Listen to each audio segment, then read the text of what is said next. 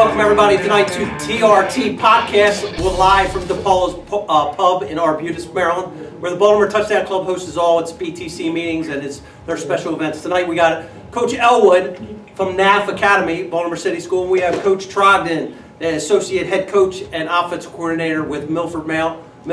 Tonight, we're going to talk about football tonight. Guys, what do you think? What do you want to start talking about first of all? I'm excited to be here. I appreciate it. I can't speak for Coach Trogdon, but I know I'm excited. I'm just excited to just talk some ball. Like, so everybody knows we're in the middle of COVID-19 and not a lot of football is going on right now. So we want to kind of keep everybody up to date. So as of now, we know that Maryland's not playing high school football in the private sector. The MIA was talking about playing some football, and then all of a sudden they pulled back the reins and said we're going to wait till spring.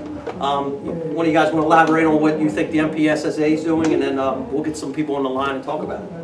Well, for me, I've talked to a few athletic directors over the course of the last few weeks, and everyone seems to think that we're going to put something in place as far as some kind of conditioning program in the fall, and then maybe get into maybe a 7-on-7 flag type thing come spring. But in my honest opinion, I don't think we're going to play any tackle football until the fall of 21. So how do you really feel about that, Coach? I mean, without going too crazy on us, how do you feel about it? You think we should be playing? I kind of turned my football radar off now because it's crazy that you start the year and you don't get to play football. So I'm kind of disappointed for the kids as seniors and stuff like that.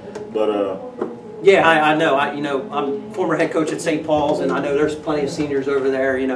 Have scholarship offers, and I can only put myself in their shoes and feel how heartbroken they are that they're not playing, and they're trying to look forward to college. It's supposed to be their year to dominate in school and dominate on the field, and they're shutting it down right now. So it's pretty messed up right now. Coach Trogdon, what do you think, man? How's the people over at Milford Mill? Well, Milford Mill, we got over a dozen seniors that's very disappointed right now. We got some of them that have scholarship offers, but the sad thing is that everybody will have scholarship offers. Right. So if we don't have a season, about half a dozen of them, I don't know what they're going to do. Right? They have to just either try to walk on somewhere or just take the academic route and just get on the field that way. But even though this is my 40th year, not doing any football. 40th year. Woo! Not doing anything in the fall. Wow. Thank you, bro. Appreciate the flattery. But I still, as disappointed I am not having ball, I still want to just err on the side of caution. If it's a chance that kids can get this virus just by contact or just being in the environment, I just rather just not play. Yeah, Coach. But you read all kinds of articles on Facebook today. There's an article about one state had 1,000 football games played in the last 2 weekends, and no COVID-19 reported cases or no pods in schools had to shut down. It's kind of leaning toward the kids could be safe. I mean, so what do you think about that? You think they're just not testing those kids, or they're not? How do you feel about that? Well, for a fact, you're not testing the kids. You know how much it costs to test kids? Well, you could test kids with thermometers for temperature checks. Yeah, that technically don't say that you got the virus. Yeah, you can have the virus. Yeah, but 98.5. but again, these are states that have taken initiative to step forward and go ahead and play football. Let me ask this though, Rip, and you on a bunch of state committees and national boards and things. If you have all this medical information out there, and everybody has access to the same information, how can one organization say we're going to play, and the other organization like, no, we're taking precautions, we're not going to play? That just seems so contradictory. Well, looking at college, maybe it's about the money. Everybody wants to make that money. Looking at high school, yeah, but I'm saying looking at high school, maybe some states take football a lot more serious. We're going to get Gary Cathell from Pennsylvania on the line today. Pennsylvania's geared up. They're getting ready to start in 2 weeks. We're going to get Sean Murphy on the line from North Carolina. He starts in 2 weeks. So, those schools are different, the different states that want to play football. Maybe in Maryland, we got to do a better job of I think all the states that's around us is playing, but a lot of it is politics. To me, I think it's a politic-driven issue. All the states around us are like red states, and so to speak. So the blue states aren't playing football. So take this into thought, though. You have Anne Arundel County youth football. We're saying youth. These are young kids playing football. They practiced, and all of a sudden Anne Arundel County shut them down. The council person there shut them down. and then all of a sudden 150 people show up outside of his building and start protesting that we want football, we want football. He turns around and says, hey, we're not playing football because our governor in the state of Maryland said football, you can only play youth football if you're in stage 3. And then the next day, Governor Hogan comes out and says, I want to make it perfectly clear that I never said that, and that we are in stage 3 now, so those kids should be playing. So Anne Arundel County, boom, youth football is playing now. So, so let me ask this question. So should high school coaches and parents and all that be rallying around their places and protesting and saying, hey, these kids need to play football? I mean, every situation is going to be different. I think some people, Coach Reggie over at Milford, he spoke on the other day about erring on the side of caution with the virus. Some people want to just err on that side of caution and not get certain, kids sick, or their older coaches on the staff sick, or faculty members if we would so happen to be back in the buildings. But it should be on a case-by-case basis. I think that if one is playing, everybody else should have the option to play. All of the states, you should have an option, because at the end of the day, it's all about an option. It's what I think is best for myself or my kid or my team, but everything is going to come down to liability now. It's not, in my opinion, it's not safety precautions that a lot of people are taking. It's more about liability. I don't want to get sued. So question to you guys, do you think that we're not playing, A, because of safety, and then B, because the kids aren't in the building? So how are you going to play football if the kids aren't in the building? You got some states they're doing virtual hybrid models and still playing football. I don't think it's too many states that's not in the building and playing football, but a part of me, if you're going to play football, I know I stand on this. If you're going to play football, you need to be at least going somewhat in the building. You can't just be fully virtual, because you just don't have the kids engaged. How can they be engaged athletically and not be engaged academically? All right, well, let's do this now. Since we had a nice discussion going, let's get Coach Murphy from North Carolina. Coach Murphy is ex-head coach at Archbishop Curley High School here in Baltimore. Been up here for 20 years. Played in the coached in the Big 33 football game. Well-known football coach. He's in the Hall of Fame at Towson University as a wide receiver. Great, brilliant mind. Coach, you play receiver? So he's the athletic director in Greenville, North Carolina. Hey, Murph, how are you tonight? I'm doing great. I appreciate you guys having me on the podcast tonight. Hey, Murph, so fill us in. What is going on down there? When's your first game at your school? All right, so we open up September 25th. So our organization, it's called the North Carolina Independent Schools Athletic Association. There's about 50 schools. There's actually 100 in the organization. About 50 play football. About half play traditional 11-man, and then the other half play 8-man. And the organization has decided, basically they did a survey with all the heads of school and athletic directors to get a sense of there was interest in playing fall sports, in particular football, and there was an overwhelming majority of the heads of school and ADs that they wanted to push it forward. Obviously, they looked at the data, like the CDC, and was looking at how the coronavirus affects young people. But I think after consulting with lots of doctors and lots of people at UNC and at Duke at their hospitals, they felt confident that we could go ahead and start playing. So we worked out all summer, and then we just started official practices September 1st. So, Coach Murph, you were coming off the field tonight when I reached out to you and talked to you. What are you doing at practice for, Coach Trogdon just talked about testing, talked about temperatures, we talked about all that safety stuff. What are you doing out there in North Carolina that's different than everybody else, or is it the same stuff? What are you doing? All right, so here's a couple things that we do. What we do is before the kids can come out of the practice field, we do a temperature check and do some questions. And if they've been around anybody with COVID, do they have any of the symptoms? If the player responds negative, their temperature is good, we log it into a system so we can trace it in case they do contract it or they were asymptomatic. Once they do that, they have to wear a mask. They have to social distance down to the football field. But once they get inside the line, it's regular practice. So social distancing is off, the mask comes off, and you're on a regular practice. And then once they go to the sideline for water break, they have to social distance, they use their own water bottles, And then once they're back on the field, it's regular practice. What we found too is with the kids, the more they're involved in school activities and the more they're on campus, they're less likely they're going to be around other kids or they're going to be around other people where they might get infected. So we just found the more they're involved in school, being in school, and then being involved in sport, the more likely our kids are going to stay safe. We're always concerned when the kids are not involved in activity. What are they doing when they're going home? Are they hanging out with their friends? Are they hanging out with other people? Are they going to the beach? Are they, what are they doing when they leave campus? So it's worked for us. I mean, we've had between all of our sports, about 80 to 90 kids on campus from the summer that are involved in sports, and we've had no issues. Hey Murph, this is Coach Trog. How you doing, man? I'm losing you. Hey Murph, this is Coach Trog. How you doing, man? Man, you yell on the field. You need to speak up louder.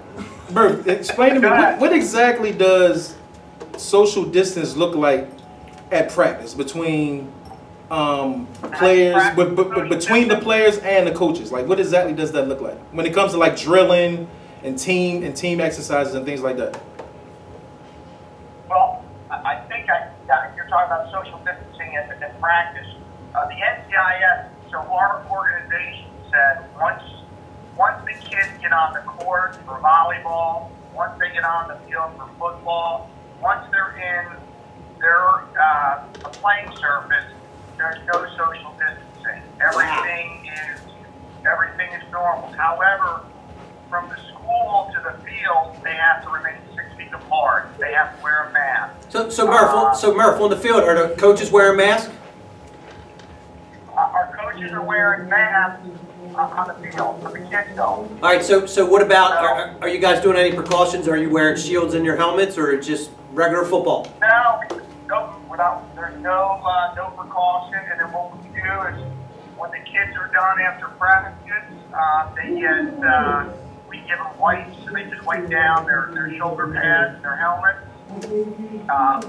We store the equipment, and then the next day they come in and they just sort of sanitize the area, and then we're good to go. So it's really, it seemed it was kind of a hassle at first, but the kids have gotten into a routine.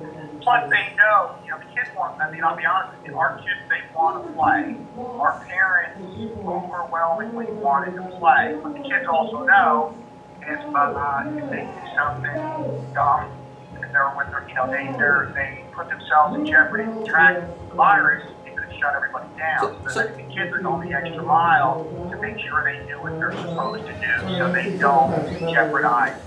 So Murph, again, too, you play 8-man football down there, not 11-man football. Are you doing anything special as a coach to prepare? Like if you have a kid, your quarterback, if you got #1 quarterback, he catches COVID, you have a #2 ready to go? Or, I mean, is it changing your mindset that you've got to be ready in case COVID hits your team? And if COVID does hit your team, what do you think is going to happen? Well, here's kind of the thing with all of the schools, especially in the eastern part of the state. I mean, the schools are smaller, so, we might have a roster of 20 to 30 kids, 9 to 12.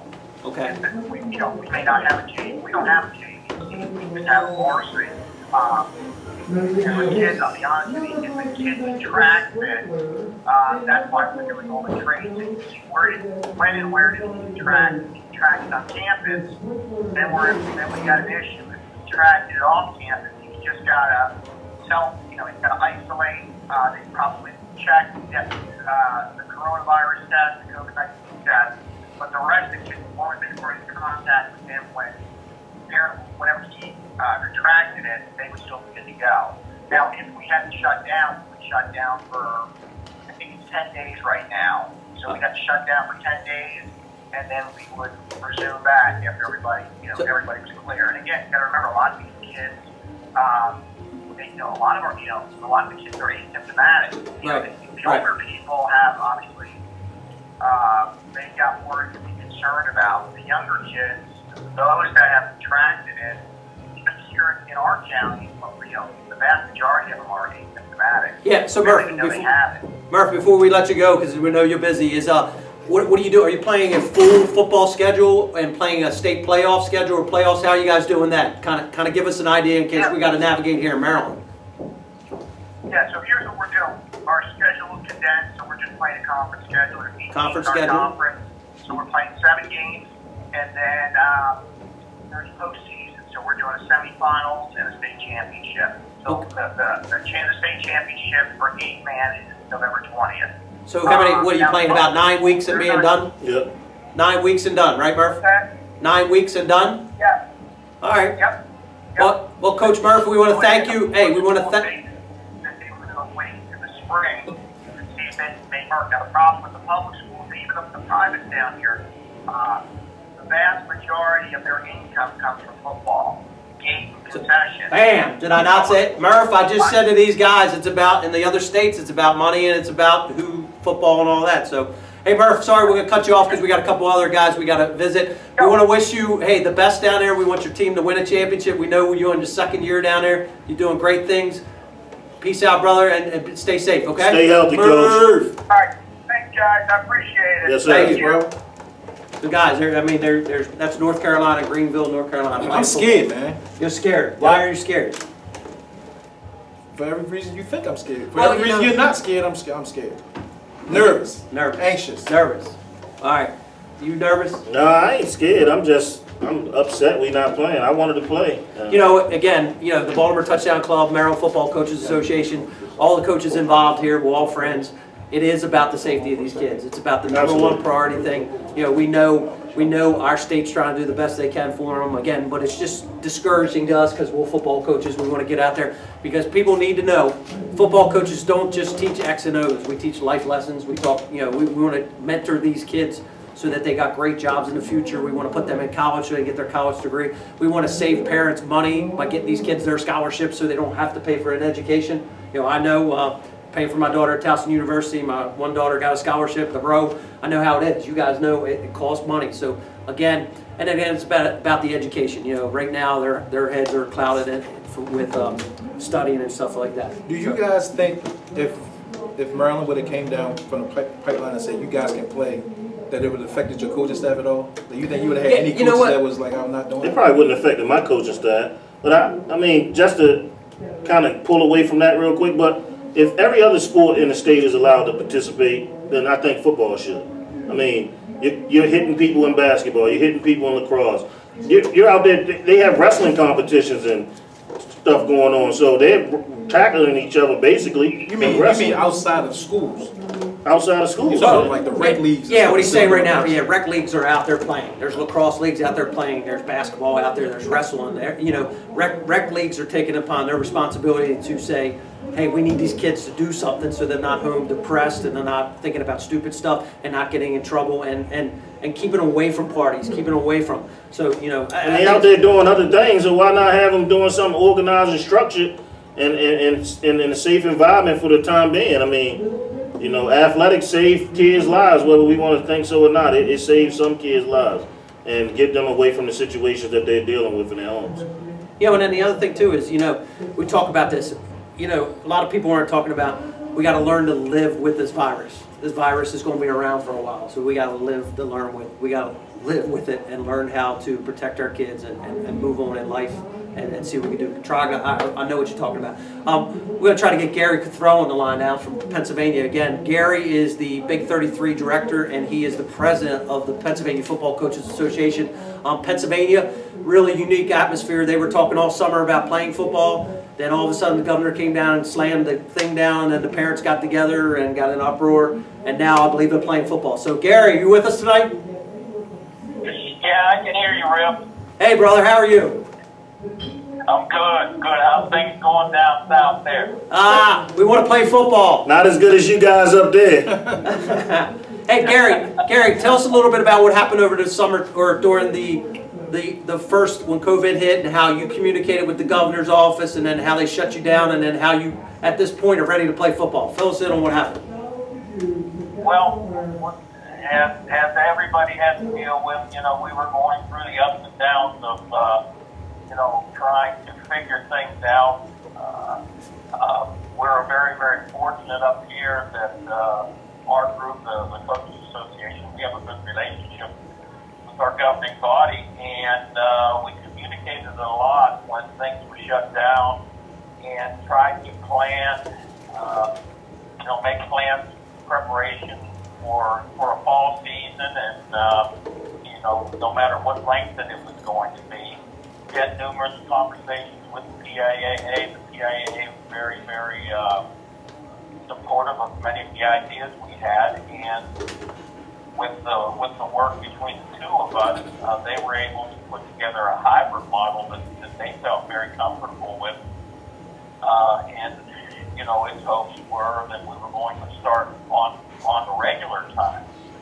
So as that date got closer, the governor kind of dropped the bomb on everybody, recommending that there be no fall sports. So it kind of delayed everything for 2 weeks so that the PIAA could meet with the governor and his staff. And at the end of that 2 weeks, the governor had not changed his mind, but the PIAA felt that they had enough support from the school district and many of the politicians within the state that they felt they were going to move ahead. And actually, here we are getting ready for first week, and we have 520 schools here in Pennsylvania, and we probably 10% have opted out. Most of the schools on the eastern side of the state are dealing with a lot of the COVID issues, where here in central Pennsylvania and western Pennsylvania has not been that much of a hotspot, except in Pittsburgh there for a while. But we're excited. So Gary, Gary, you guys were going with a model, wasn't it? I read somewhere in Pennsylvania you guys were going with like a red light, green light, yellow light in each district to determine who could play. You were doing color. Correct. And yes, and we went through all the colors, as the summer went along, and even when you're in the green, it's not full go with everything opened up. There definitely are limitations, and right now, again, the governor is going to try to veto a bill that was passed after PIAA decided to go ahead and play. The governor just made a recommendation not to support it. Wow. And so we had some House members and senators get together, formed a bill. It passed in the House, and it passed in the Senate today in terms of the number of participants that can come to the game. So are you getting we're excited from the start. Are you getting a lot of players like in schools that are shut down trying to leave those districts and go and play for other schools that are playing? I mean, have you had that problem as a president? Yes, it did surface.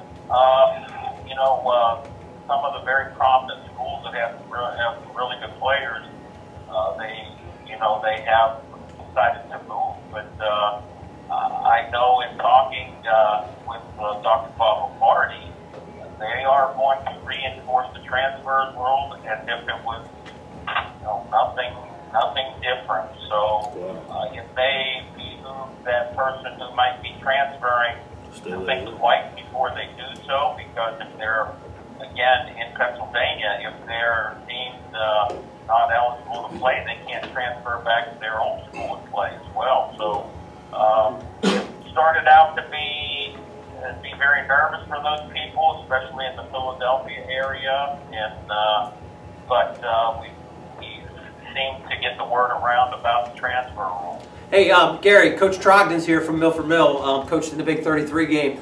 He's concerned, we're talking about Elwood and I are here. Elwood, and we want to play football. Coach Trogdon's a little concerned about this. You getting phone calls from your coaches in the state saying, hey, we shouldn't play, and coaches, hey, we are playing? What's your feel?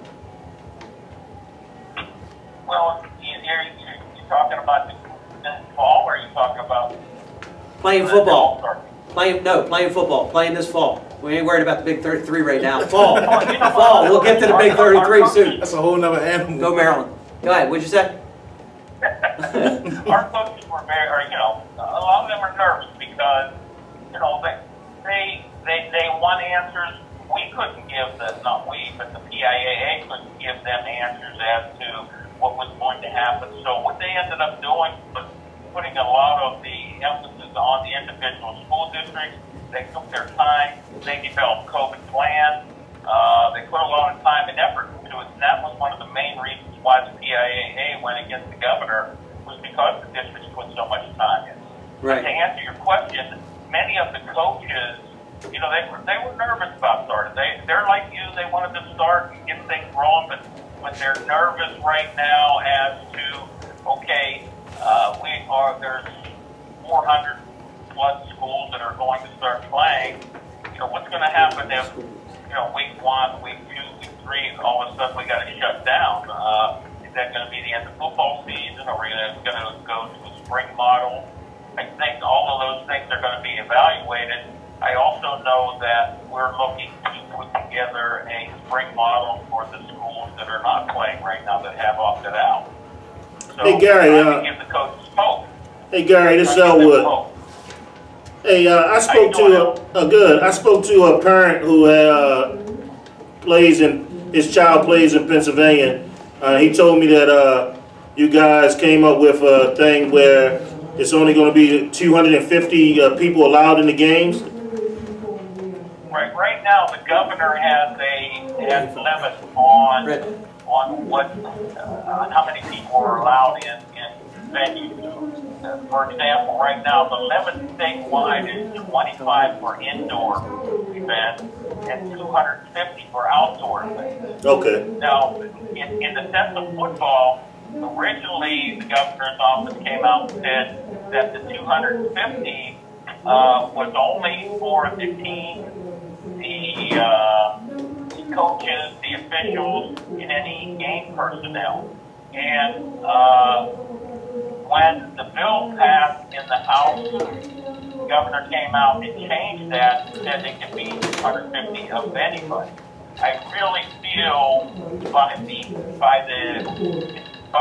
this Friday, when the game starts this Friday, they're going to be kind of covered by that rule, but I really feel that next week it's probably going to open up to 30 to 35% capacity. I know the governor passed a 50% occupancy for all the restaurants in Pennsylvania now. That's going to go into effect, I believe, Friday. Okay. And so that kind of gave us a little bit of hope about the numbers increasing. You know, with that. I felt really bad for the indoor sports like volleyball, who had only 25-person capacity. They were going to have their players not sit on the bench and sit out in the hallway. When they went to games, they would run into the gym. Wow. So, yeah, it's going to be tough on them. So you know, cooler heads prevailing. It seems like things are going to move. I know that with the many scrimmages that we had last week, the word that I got across the state was that there was no spread of any schools of any COVID, and you know, we're hoping to continue on with that. So Gary, when you guys start the games, most likely kids that aren't playing, like we've been watching games, high school games, last 2 weeks on ESPN. Players are going to have to wear masks, obviously, when they're not playing. Coaches as well. Is that what's going to happen up there? Hey, Chad. Yes, they're actually, the PIAA has made a recommendation that if the player is, I'm sure you guys are familiar with the splash shields that have been put out by Shut and Oakley. If players have splash shields on, they don't have to have any coverage over their face as long as they keep their helmet on. Right. But, and obviously when they're playing, they don't really need anything. They wouldn't have to have a shield or any type of face mask on while they're competing. Right. The sideline, when the helmet comes off, have a neck gaiter, you got to pull the gaiter up. Coaches have to be in gaiters. One of the things that the state did, they made the sidelines longer so that you could oh yes, better. Right. So you don't have that sideline where you got to stop at the 30. So yeah, they extended it. The sidelines for the players. You awesome. know, the regular coaching clock is still in play. For the coaches, the players can go from, I believe, the 10-yard line to 10-yard line. Right. So right. that allows you to spread your team out a little bit more. Good. But, you know, anytime that the helmets are off, there needs to be mask covering. Just in talking to some of the athletic directors, you know, they've been able to just pick to accommodate up to 250 right now. If right. they have smaller rosters, right. bigger schools, right now they're not going to be able to have parents in, and that's been the big issue. So again, I think that really is going to take place here over the next several days. That sounds good. For the Big 33, so again, we've been telling we understand we're going to try to play that. We're excited about that. While we get ready to cut you off, wanted to say, hey, thank you for what you're doing in Pennsylvania football. It seems like communication, you talked about communicating with the governor and the schools. I mean, that's how it's got to be done, and we'll try to do that same down here. You did a great job. You're always a class act. One question before we leave. How bad are the Ravens going to beat the Steelers this year? I don't want to. You know, we're banking on the old man coming back and making the Steelers a little bit better. But no, let me say this, Richie. It's been a pleasure these past 4 years working with the Maryland Coaches Association and the Baltimore Touchdown Club, and everything that you guys do to promote the 33 in Maryland. You know, I just feel like we got a great partnership and friendship. We've really developed a lot of great friendships with everybody there. We're looking forward to, again, having a great event. You know, I know that you guys will bring a quality team up here. We can always tweak and do the things that we need to do based on the situation, and I feel like, you know, we do have such a good working relationship that we will do that and continue to build this game for the future. Sounds good. Again, Gary, hey, good luck. Stay safe, and we'll be in touch soon. Go Maryland. Go Maryland. Go Maryland. DPA. Hey, good talking to you. See you, Gary. Stay safe. See you, Gary. So again, you know, I mean, we've had Pennsylvania on now. We've had North Carolina both playing. Maryland's still not playing. So again, did he persuade you in any way whatsoever about playing? They ain't space. Look at that face. Look at that face. Call cannot be completed at a time. I mean, we haven't even had the numbers, you know, from if there was any breakouts. True. But again, you know, him and I, you know, I think Maryland is good enough. It does well enough to social distance. You know, look at the numbers. Governor Hogan's doing a great job right now. You know, our numbers are depleting. He's doing all right. He's doing a great job. Numbers are depleting. ICU cases are down. Everywhere I go in the neighborhood, I see people wearing masks. I don't see people fighting about the mask. I see people social distancing. You know, I went to dinner last week, had a great time down in Ocean City, and I could clearly see that restaurant was spacing people apart. You know, I think Maryland's following rules. I think we need to have the opportunity to, you know, get these kids out and play some football. Yeah. Tackle football? Tackle football. What's the difference? I don't know. Tackle football. 7-on-7. The difference is you touch people. You're still touching them. People. Okay. All right. So you're still touching people. All right. So you know, we've heard from Pennsylvania. We heard from PA. We heard from North Carolina. So now we're going to try to get Marc Mesaros, our president from Maryland, on board and ask him a few questions about where we are with Maryland. Just give it to us straight, Coach. Marc, you there? I'm here. All right, Marc. Mesaros! Hey, Marc. So let me fill you in on our program right now. So it's TRT Podcast, live from DePAOLA'S. Coach Elwood, Coach Trogdon, Coach Mesaros. Man, I'm screaming like I'm on a football field. I said it's TRT Football Podcast. So we talk all about football. Coach Trogdon's here, Coach Elwood's here, and I'm here. We just spoke to Sean Murphy down in North Carolina, talked about how they start football in 2 weeks. This week? Yeah, this week. And then we just talked to Gary in Pennsylvania. He talked about communications with their governor, communications with their school board. They'll starting football in 2 weeks. You're the president of our Maryland Football Coaches Association. You and I communicate all the time. Fill these people in that are watching the podcast. Where do we stand in Maryland? What's going on? Well, right now, I think we're at the mercy of whatever state organization decides. Right now, what they've decided is that there's going to be no fall football. You know, I've had conversations with the MPSSAA, and that's the decision that we've made, and it's been made. You know, in Maryland, those decisions really are kind of brought up by the superintendents and the Board of Control, and the MPSSAA kind of enforces that rule. So until that rule gets changed, or until they change their minds, unfortunately, that's where we stand. So the thing we hear all the time on TV, are they going by the science? Well, I don't know if that's. I'm not sure if I'm qualified to say one way or the other. If that's the case, I think. You're a PE teacher. You know how to do it. Come on. You know the muscles. That rule is not going to change unless people in charge decide to change it. So Marc, you're our president of our Football Coaches Association. I want to put you on the spot. What's your gut? Elwood says we play. I think we should play. Speak up, I can't hear you. I said you're the president of the Coaches Association. What's your gut feeling? Elwood says play. I say play. Coach Trogdon says maybe, but we got to be real cautious. How do you feel as an ex-football coach, great football coach that you are? Well, I'd love to see us play, and I feel bad for all the kids that have not had to have a senior season. But you know, at the end of the day, people get paid a lot of money to make those decisions, and that's the decision they've made. You know, if we could all be in charge of our own area, we could make our own decision. But Maryland doesn't work that way. You know, that's that. I would love to see it happen, but right now, whatever the decision is that the Board of Control comes up with, that's what we're going to have to abide by. So, regardless of what I think or anybody thinks, I'm not sure it really matters. Bottom line is, in Maryland right now, there's no fall football, and that's not going to change without people making a decision way above our pay grade. Hey, Coach, in your opinion, do you think that if the MPSAA was an independent association, say like the Texas Independent Association, you think we'd be playing football? Absolutely, I do.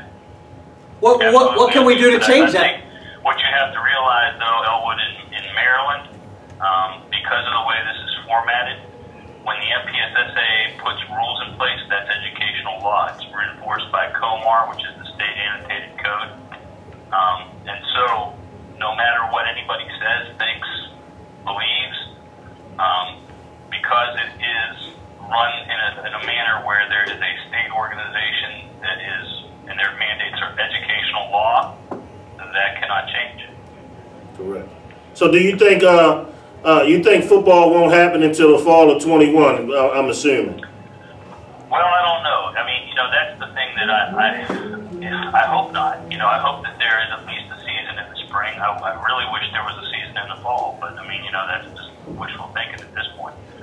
I think a lot of it's going to depend on what happens. According to some of the models that they're showing, there's going to be 400,000 people dead from this thing by January. Nobody knows if that's true or not, but I think that people that run school systems and school districts are looking at that information and saying, you know what, we're just going to have to wait and see. So if we get a big spike in January and people really legitimately start getting sick, and you know, then there's no way that they're going to play any kind of sport if that's the case. Now, if things tend to keep trending down, I think there's a good possibility we can go back to school before the end of the semester, and I think there's a good possibility that the spring season will have all 3 seasons. But I would feel, I just don't think that I can give you an opinion that it's going to be anything different than that based on what I've been told by officials and based on how things have gone so far. And Marc, we know, you know, me being the vice president of the Touchdown Club, you being the president of the Football Coaches Association, we know, we've been talking to the Ravens, you know, we'll communicate with people. We'll gain in headway. You know, Gary from Pennsylvania said, you know, they got an open line to the governor's office. Is that something we need to work on in the future, or again, you know, we're hitting obstacles right now that we can't control? Well, you know, listen, I think that having an open line of communication with any elected official is good. I mean, we've tried to do that in the MFCA. Scott, you helped me with that. We've worked against bills that were kind of being placed in front of the legislature to limit football in the state of Maryland, right? I mean, we've worked together against that, and we've had to stay politically active. And maybe if we had a better line of communication with the folks that run the state, maybe that could change a little bit. But, you know, right now, the way things work in Maryland is, you know, you have there's no way to sugarcoat this. The school districts, the superintendents of schools make all the rules. And I'm not bad-mouthing them, it's just the way it is. I mean, the Board of Control runs everything. Now, private school, you know, I don't really know how that works, truthfully. Right. You know, that's always been kind of something I've never had a lot of experience with. But it seems like they're kind of happy to follow with the public school way of thinking in regard to this COVID-19 shutdown, right? I mean, there's no MIAA until the spring anyway, correct? Yeah, that's correct. Yep. They pulled the trigger so I on mean, that. you know, right now, would it help to have a friendly face? Sure. You know, I mean, listen, we have had some good conversations with people with the MPSSA. You know, we have. But, you know, we're going to fundamentally always disagree because football coaches want to play. Right. You know, so I mean, whether I agree or disagree or whether anybody agrees or disagrees is really kind of an academic exercise. Right now, the people that really hold all the power isn't the governor, isn't the legislature, isn't the Senate, it's the state, it's the superintendents of schools of all the school districts in Maryland. That's where the power lies. Right. Well, again, hey, Mark, we appreciate you coming on. We know you're doing great things for high school football. You're one of our mentors to all of us. As are you guys. You know, you're doing a great job. You are a mentor to all of us young coaches. You do it the right way, and we appreciate that. Y'all like the same age. Mesaros! Mark, aren't you like 10 years older than me? Yes. All right. Well, you know, I like to look after the youngins sometimes. Tell them again, Coach. Well, again, Mark, we really appreciate it. We don't want to tie up the rest of your eating, but again, no problem. Keep the good fight going and keep supporting Maryland football. We're doing our best. Thanks a lot, guys. Hey, one other thing. You still there? I'm here. All right, matter of fact, we have two things. You need to get a cell phone. We talked about that. And then the second thing is, you're a Pennsylvania guy. How many points are the Ravens going to beat the Steelers by this year in the first game? It's going to be a 3-point game either way. All right, just checking. It usually is, right? Are the Ravens going to run wing tee football? They ought to. All right, Mark, have a great evening. Thanks for your time, buddy. All right, guys. You too. See you later. All right. So with all that being said, best case scenario is that we might get some tackle football in the spring. That's not happening. I just don't see us playing tackle football in the spring and then turn around and have to play tackle football in the fall. I don't see it. I can't see it happening in the I think it's going to be a problem in the private sector because the private sector lacrosse driven. is lacrosse, right? We are lacrosse driven. It's all about lacrosse, even though lacrosse doesn't give you full scholarships, even though football does. But example, at schools that I coached at in the private sector, you know, I would carry 39 kids on my football team. 22 of them are lacrosse kids, and you're going to tell those lacrosse kids you're going to miss 2 weeks of your season when lacrosse, you're nationally ranked and you're going to all these Ivy League schools. So coaches in the private sector, you know, where are they going to get guys from? They're going to have 12, 13 kids. I just don't see the private sector sacrificing the prom queen lacrosse for the cash cow football. I just don't see it happening. I agree with you 100% there. So even if we do play in the spring, let's just say I'm trying to come over to your side. So let's just say we play in the spring. You don't have to come on outside. You stand where you stand, baby. If you don't stand for something, you don't fall for everything. How does that affect the seniors that already have committed, made a decision where they want to go? Do you even expect them to play?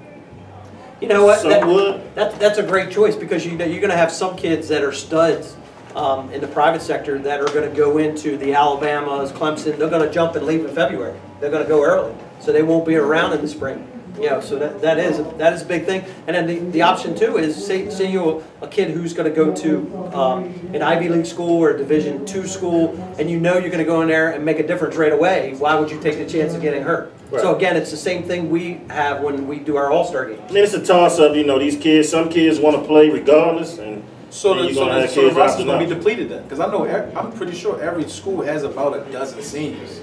So if the seniors don't play, you just took your roster from 35. Seniors that can affect the game and seniors that's on the team. But they affect depth chart too. They affect practice squad. They affect substitutions and all that. So you just took it from So let's flip the table. 35 Let's flip the table here. So there's no football season right now for the fall, and we have all these seniors out there. What are you telling your seniors right now? What are you doing to get them ready, or what should they be doing? I mean, at worst, they should be still working out, doing some type of conditioning, some type of lifting. From my personal point of view, it's hard for me to kind of get the kids to be wanting to be engaged in football when I'm kind of almost detached from it and disconnected from it. But most certainly they should be lifting weights and running at least in some type of shape, so they're not so far behind when they do go off to school to play. What do you think? Well, I know at Milford Mill, the focus has been recruiting. Whether you were a top-notch guy getting recruited. Y'all recruiting? Oh, no. So the guys that have offers, try to pin it down to a couple places where you can visit, constantly make phone calls, do the virtual recruiting just how it is now. And then the guys that don't have anything, they have the option or not to play. I mean, come back to just the love of playing. But if a kid that has a scholarship offer on the line decides not to play, I can't even blame him for not playing. Like, I can't see myself talking him into playing. You know what I mean? So what are the colleges doing right now? I know they're out visiting and stuff like that, but how are they recruiting our kids to know if a kid is a good football player? It's all virtual. I mean, a lot of them, yeah, it's all virtual, and then they're going off of their junior film or their sophomore film if they have really good sophomore film. But I think another thing that a lot of kids should start doing that may have some looks but want better looks, start filming your individual workouts. Go out and get somebody to throw the football to you. Run some routes, run some bag drills and all of that things. So fill me in on it. I know I've been reading, because of this, academically, the colleges now are waiving SAT scores for these kids coming in. And I mean, well, they're going to waive, they waived 2020 class, now they're going to waive 2021 class. Ultimately, they should just go away from waiving it. A lot of schools are going away from requiring the SAT and the ACT, but the NCAA still has it in place as a factor whether you can qualify or not. I don't personally think that you getting a certain score on the SAT or the ACT is going to determine whether you're going to be a good academic student at the next level, but it's something that they're looking into, and it's a good idea. All right, so it's twofold also. I mean, you can be qualified NCAA wise and still got to get accepted into the university. Exactly. So it's both ways. all right, so we got Doug Duvall, the president of the Maryland Football Coaches, or the Baltimore Touchdown Club, on the line. We're going to throw that question at Doug since he's been around. Doug, are you here? Doug. I am. Dougie! Doug, how are you tonight? Coach. I'm good. I'm glad we got back into football a little bit, man. Thank you feel better. So, hey, Doug, so tell us right now, what a question we're going to throw at you is, if we're not playing football right now, what should we be doing as coaches, and what should the players be doing right now? Well, I think it's important that they get a chance to get outside and work on their skills. I mean, they can do it individually, they can do it in groups. There's a bunch of camps over the state taking place. We're running one in Howard County, and Howard County Parks and Rec was putting up and sponsoring. We had about 115 kids there the other night. They do a half-hour offense, half-hour defense, and then they play 7-on-7 games with the teams all mixed up and coach different teams just to get together, get moving. And we're doing an O-line camp, which will be this Friday from 4 to 6, and we're thinking about maybe moving that to Tuesday and Thursday night, so we'll have all the kids. We'll probably have 250 kids at the camp. It'll be fun. Get some fresh air, sunshine, parents get them out of their hair. Doug, you said something to me the other night. Why don't you elaborate on, you're worried about assistant coaches. They're all sitting back doing nothing right now, and all of us head coaches are going to lose quality assistants because these guys are getting too relaxed. What's your message to all these assistant coaches out there? They really are. I just got to say right before the phone rang, one of my good friends, remember one of the great young coaches, defensive coach in Damascus for years, played in Damascus, great player. And he said, Coach, we got to start doing something. He said, we can do something on game 20, then the phone rings. Because, I'm afraid of losing the edge. He said, I got 3 young kids, and, I haven't, I started in football, but I was able you know, nobody's doing anything, so it didn't bother me. But all of a sudden, it really started, it just gets back. So I think what's going to happen, there's a number of things, and I hope it doesn't sound the way it sounds, but the wives are going to use to have the men around all the time, you know, and they're going to say, look, you're not going back to coaching, you're going to do what you're doing now, watching the kids and being the teacher and the dinner guy and all the things. You know, and everybody always got that done anyway, but, you know, it's different when, you know, every year comes August or whatever, if you're a football guy, football until Thanksgiving, say, honey, I'll see you later, and they know they get married. But now, it games around. I think there's going to be a lot of guys that don't come back to coaching, unfortunately. Right. All right. Well, Doug, you know, everybody listens to you. Like I just got the phone with Mark. You're a big mentor to some of us coaches, so we got to use your voice to keep these guys active and, you know, keep running the BTC and the Maryland Football Coaches Association. You know, again, we love you, Doug. We've got to think about what it means to the kids. I mean, in the long run, it's all about the kids. You know, I want my kids to come. Your kids will be a better kid because you're a football coach. Right. I've seen it all my life. Right. All right, Doug. Well, hey, thank you very much for coming on with us. This is our first podcast. You are the president of our association. You are the man. Have a good night, and we'll talk to you soon. OG. All right? Thank you. Bye-bye. Bye-bye. So at this point with TRT Podcast, we're going to talk about a little bit about recruiting and some of the top players. We're going to cover Baltimore County this week. So we're going to hand it over to Coach Trogdon to talk about Baltimore County football. Well, Baltimore County, let's just go statewide. Let's talk about some of the top-rated players. Okay. In the whole state, public and private. It was just brought to my attention that the class of 21 is really the most affected when it comes to football and COVID. The reason I say that is because the NCAA just passed that ruling where every kid pretty much has an extra year. So they almost every kid almost got redshirted. So a lot of seniors that was leaving, they still on scholarship.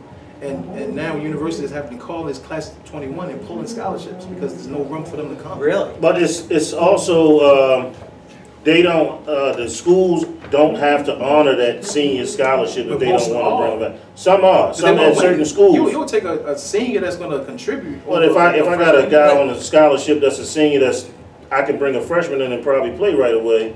I mean, the likelihood of it happening. Right. But also, you got to remember, too, as coaches, I know in the coaches community, if I got a kid at my school, he's got a scholarship at this school, and you're going to pull his scholarship, you might not see many of my kids anymore at that school. So that I had a coach, you know, I had a coach call me, and, you know, a couple of days before the kid said he was going to do his verbal commitment, the coaches said that, you know, they had to pull the offer off the table because when they found out the NCAA was going to let the seniors come back, then, you know, that just took up a scholarship. So I understood it, but did I, you know, particularly like it? No. You know, because that kid could have had his heart set on going to that school, and it just took it out of the equation. Well, the kids we're going to talk about now, I don't think these kids have to worry about getting that scholarship because these are all four-star, three-star, five-star guys. So let's start out with Dante Thornton, wide receiver at Mount St. Joe. Awesome football player. Stud. Good football player. Go Ducks! Mount St. Joe MIA champs last year. I can't even see him getting redshirted wherever he goes. He's undecided right now. I think top school of Oregon, Alabama. Notre Dame. It's Oregon, Notre Dame, and Arizona State. Yeah, Arizona State. Who else? Texas don't throw the ball enough. Who else? We got Markel Goodwine, National Christian DN. He committed to Alabama. Correct. He's a strong side DN guy, 6'5", almost 280. 6'5", 280. Fast. Alabama. I think he runs like a 4.6. I thought I saw. So Alabama came out ranked #1 on the ESPN top 10 again this week. We got Landon Tegwell, old tackle, good counsel. I think he used to be a tight end. So whenever you got a tight end, that transfers over to old tackle. That's just athleticism. Good counsel always gets the big tight ends and offensive They line. stayed with some big offensive I'm telling you, last year they had 3. The year before they had 4. Start setting them down to Baltimore. Okay. He committed to Penn State. Penn State. Yep. James Franklin gets another Maryland kid. Amen. Then we got the inside linebacker, Greg Penn from DeMatha, committed to LSU. Yep. Fast. Impacts the game. I had a chance to see him on a national game last year. He's the real deal. Right. You know, DeMatha, Chase Young came out of DeMatha. You know, they'll produce the kids down there. They'll do a great job at DeMatha. Yep. Then I have some of the highest rated public school kids. So we have Ryan Lithicum, the center out of Damascus, committed to Clemson. Yep. Clemson, another Clemson boy. We just had Middletown. One of our players graduate from Middletown from Clemson, Fasanelli. Yeah, we got Damian Robinson, outside linebacker from Quinns Orchard. He committed to Maryland. Correct. Maryland got a kid. John Kelly, shout out to John Kelly. Coach Kelly's doing a great job down there. You know, he's got it rolling going on. Coach Kelly, we're trying to help you get football down in Montgomery County. He's a big advocate, boy. He's calling me every day, wants to know what's going on in Baltimore so that they can get football down in Montgomery County. But again, stay safe because their numbers are high. Yes, sir. We got Jaleel Farouk out of Wise, wide receiver. He's undecided. Coach Parrish, great big 33 coach for us, one of the best in the state football coaches, real active. Keep going, Coach Parrish. Good luck. Yep. Then we got Damon David, safety from Franklin. Baltimore County. There we go.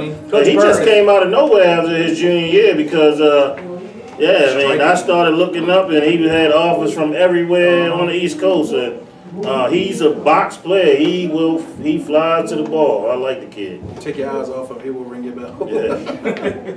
Yep. Then we have we all homers here. We support University of Maryland. So Maryland, out of this top 35 team that was on Rivals I pulled from, they have 7 kids.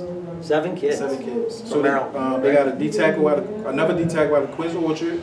They got a DN out of St. Francis, a safety from McDonough, a DN from St. Francis, a DN from Flowers, and a safety from Spalding. Come on, some Baltimore City or Baltimore County love somehow. But I'm that guy. Like, I'm a homer, but I'm hard on Maryland about not getting Baltimore kids. There's some offers out there to Baltimore kids. They just haven't committed yet. Right. There's some offers out there. I mean, they offered my quarterback to play there, and he is still on the line. So with that, I can tell firsthand that it's offers out there for Maryland with Baltimore. I feel like these schools around us shouldn't be invading our backyard when we got some guys down here. 7 of the top 35 in years past, that would have never happened. So I think it's almost like an increase. Shout out to Coach Loxley for trying to keep that in. But I'm pretty sure that all the guys that committed somewhere else, Maryland had an offer on the table. Yeah. All right, so we're talking about college. So again, real quick, we're going to review the ESPN top 10. We got Alabama number 1, Clemson's number 2, Georgia number 3, Florida Gators number 4, Notre Dame is ranked number 5, Oakland Sooners are 6, LSU Tigers are 7, Texas A&M is 8, Texas Longhorns made it number 9, and Auburn Tigers rounded off. Well, half of the top 10 is from the SEC. Right, and the good news is, again, Alabama plays September 26th. You'll see them. Georgia, September 26th. 3. That's crazy. It is crazy. 4. It is crazy, but that's how got 5. How valid all those polls look like? I mean, it's the writers and stuff. They basically go based things off of what you recruited and what you bring back. All right, so real quick also, so guys out there, let you know that Saturday's games, big games this Saturday are Syracuse versus North Carolina at 12 noon. That's a big game. There wasn't many other big games. Duke and Notre Dame. Duke and Notre Dame. That should be a great. Florida State Clemson play this week, right? No, Florida State Georgia Tech. Oh, okay. ACC stuff. Clemson Wake Forest, which should be a great game. So that's college stuff. We're at 60 minutes here, so what we're going to do now is we're going to get you to go up front and do a little bit of play making for some of the coaches out there that want to draw up a play. We still doing that? We're going to do that?